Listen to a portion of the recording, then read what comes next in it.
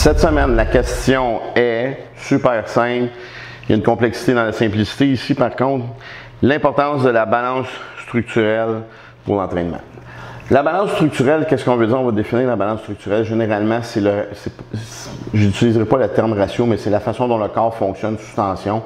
Est-ce que je suis balancé? Donc, un exemple, est-ce que je suis quad dominant? Donc, est-ce que mon quadriceps est plus fort que mon ischio?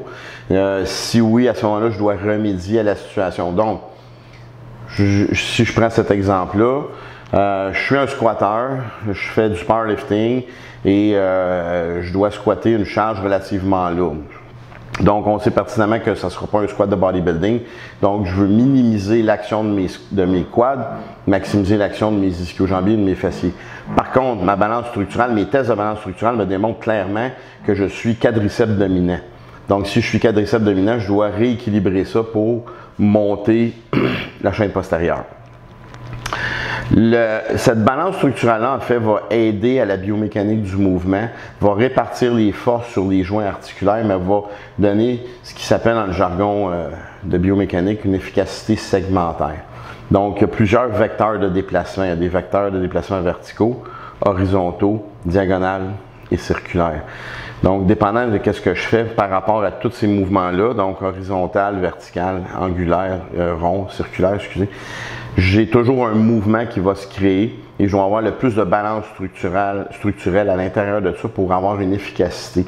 L'efficacité du mouvement va amener force, rapidité, stabilité articulaire, aussi au niveau de l'énergie cinétique, il y a une moins grande dépense d'énergie cinétique. Donc, plus le mouvement est efficace, moins la dépense d'énergie cinétique est élevée.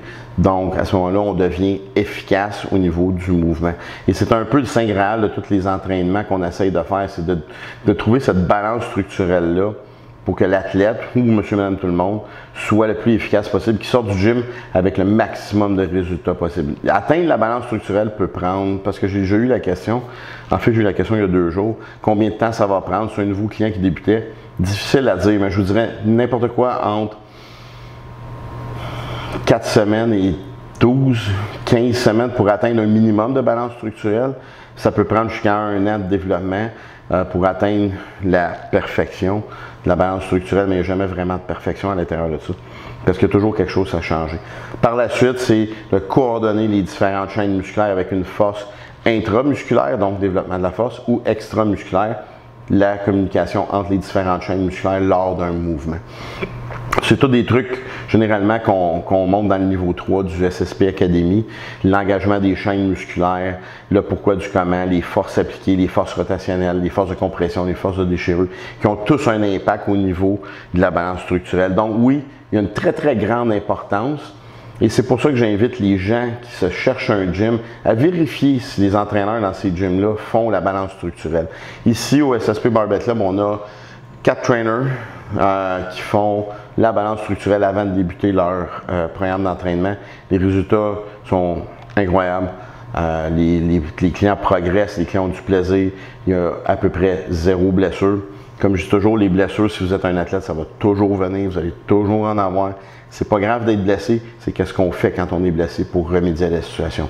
Donc, étape numéro 1, essayer d'atteindre la plus grande balance structurelle possible avant d'entamer le vrai programme d'entraînement. Sur ce, bonne semaine, restez fort, salut!